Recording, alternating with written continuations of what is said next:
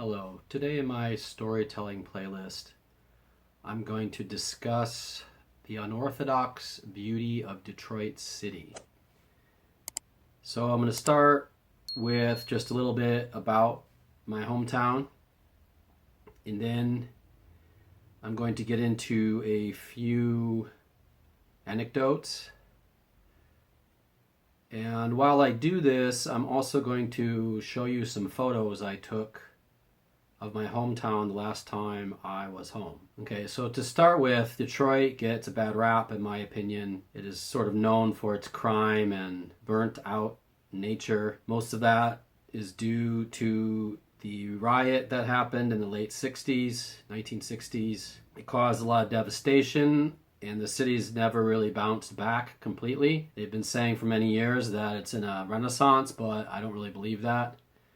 I think certain areas, yes, but the devastation is so widespread and absolute that I think it would take a lot of money to bring it back fully. I personally think that the kind of destruction and the wear and tear of the city is its own form of beauty. In fact, when I lived in downtown Detroit for 3 years, there were things that I saw there that you will never see anywhere else. A lot of it embraces this Japanese idea of wabi-sabi, which is like the acceptance of transience or imperfection. So there's kind of beauty in the fact that it's imperfect, or beauty in the grit in the case of Detroit. So now I'm going to get into a few of the anecdotes. These all are tied together in terms of times where I witnessed just really unorthodox beauty in Detroit. For part of the time I lived downtown, I lived in an area called Hamtramck,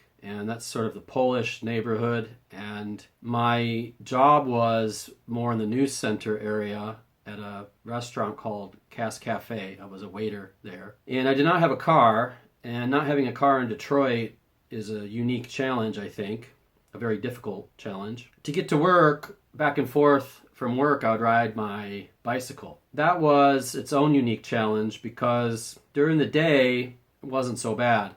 But at night, it became very dangerous. One thing you learn when you live in Detroit is that the daytime and the nighttime are very different. They both have their beauty, but the nighttime, it's easy to get kind of lulled into a false sense of security while you're witnessing the beauty, and then maybe something bad happening. So I would ride my bike back and forth through this kind of area of the city that was pretty burned out. In the daytime, you just see like abandoned buildings, and there's a sadness, kind of melancholy about it. There's also this idea that like nature is reclaiming it. There's something quite beautiful about that. So you'd see like buildings with trees growing out, like the top of the roof, or like the whole front of the building is gone and you can just see all the rooms.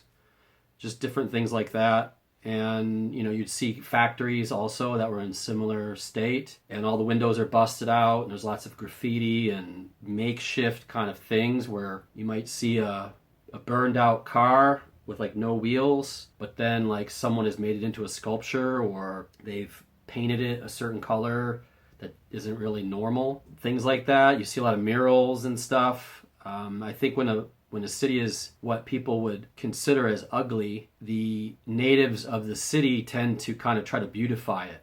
And you do see a lot of murals and different kinds of sculptures and stuff, like in the Heidelberg area and stuff. At night during these bike rides, it was also its own kind of thing. You would see a lot of homeless people with oil drums or something, or they took a wooden pallet and they lit it on fire for warmth. So you often would ride by these guys and they kind of yell at you, not like in a threatening manner, but just like, hey, And usually you're riding so fast, they don't even notice whether you're white or black or Chinese or whatever. They just sort of assume you probably don't have any money, I think, because you're riding a bicycle. Why would you be riding a bicycle in this kind of burned out area of town? As the person riding the bicycle, you're afraid because you're like, is someone just going to pull me off this bike and try to rob me?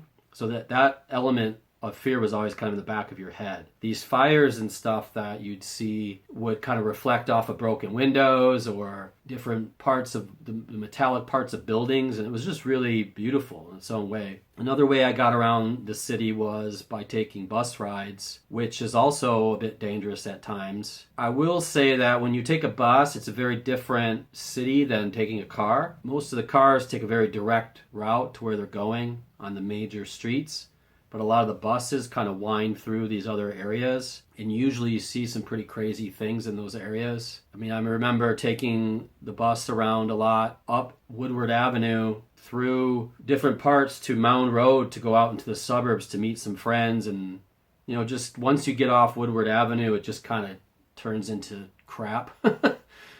You know, it's just burned out building after burned out building. The closer you get to 8 Mile, there's like a little ring there that's pretty bad. After you get past 8 Mile, it completely changes. You know, that's why the Eminem movie and stuff, that's kind of what illustrates that. But it is a true no man's land in a way, because it's just a different city, south of 8 Mile and north of 8 Mile. Another thing that I did while I lived there, I mean, I would say I was a novice at it. There were other people I knew that were really into it, but I did it a few times, and that is what they call urban spelunking. And it's not really spelunking. You're not like using ropes and all this kind of stuff, but you are going into abandoned buildings, which has many different dangers. Sometimes the foundations don't look safe. Sometimes you don't know what you're going to meet in there or who you're going to meet. There were times where I saw really unusual wildlife in the city. I once saw a deer's head in the street. That was kind of odd. There was another time where there was a coyote. People spotted a coyote. A really occupied area of the city, so it's kind of strange. But when you have all these areas that are not occupied next to places that are, nature just kind of bleeds into the other areas. You'd see pheasants a lot and just different things that you would never really see in another city. When I went into some of these places, these abandoned buildings, a really famous one is the train station, or was the train station. The Russell complex was another one. And, you know, just a lot of houses. I would say the majority of the things I went into were sort of smaller abandoned factories or houses. Like I said, I had a lot of friends that were really into it, and they would do photography, or almost, it was like a form of thrill seeking. In fact, now having kind of moved past that and been in different parts of the world, I don't think I would do it now. I'm obviously older, and I just think back to that time and I'm like, wow, that was pretty reckless. A lot of the stuff I used to do. Thankfully, I'm not, wasn't hurt or worse. When you go into these places, you see all kinds of crazy things. Rotting, broken down pianos, like different furniture, and just things from a long ago that had kind of almost disappeared, but there's just like remnants of it. Like you might see some kind of paper that's almost been like maybe there was a flyer or something and it's been petrified to the surface of wherever it was. And so, a lot of it is torn away, but you can still kind of see the image there. Just stuff like that, where maybe they whitewashed or put glue on a telephone pole, that kind of thing. But on the side of buildings, especially maybe they were condemned already and they were putting them on just to advertise something. In about 2003, 2004, I was hired to do some painting in the Detroit Opera House. The Opera House was built in 1922, but there was a big renovation in 1996. The majority of it was complete by the time they hired me, but there were a few wings, like on the, I don't remember what floor it was, but it was higher up in the building, and there were a few kind of rooms that they wanted to finish.